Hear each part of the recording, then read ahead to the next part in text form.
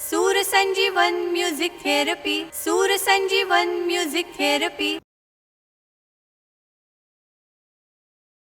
नमस्कार, मी सूर संजीवन डॉक्टर संगीता सांगवेकर. सूर संजीवन म्युझिक थेरपी ट्रस्टतर्फे घेण्यात येणारा थेरापेटिक म्युझिकचा ॲडव्हान्स डिप्लोमा 1 जानेवारी 2026 पासून सुरू होतो आहे.